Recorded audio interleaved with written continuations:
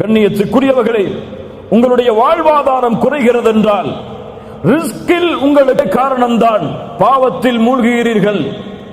இப்னு மஸ்ஊத் ரலியல்லாஹு அன்ஹு அவர்கள் சொன்னார்கள், ஒருவன் கற்கின்ற இல்மை மறக்கிறான் என்றால் அதற்கு காரணமாக நான் அறிவது பில் ஹதீஅத்தி யஅமலுஹா, அவன் செய்யக்கூடிய பாவம்தான். இமாம் ஷாஃபிஈ ரஹிமஹுல்லாஹ் இமாம் மாலிக் அவர்களுடைய மாணவர். இமாம் மாலிக் அவர்கள் இமாம் ஷாஃபிஈ அவர்களுடைய இல்மின் திறமையை பார்த்து வியந்தார்கள். 9 வயதில் இமாம் மாலிக் எழுதிய முவத்தாவை முழுவதுமாக மனனம் செய்தார்கள். இமாம் ஷாஃபிஈ 9 வயதில் அழைத்தார்கள், யா ஷாஃபிஈ, உன்னுடைய இல்மை பார்த்து வியக்கிறேன். அல்லாஹ் உன்னுடைய கல்பில் நூரை வெளிச்சத்தை ஏற்படுத்தி இருக்கிறான்.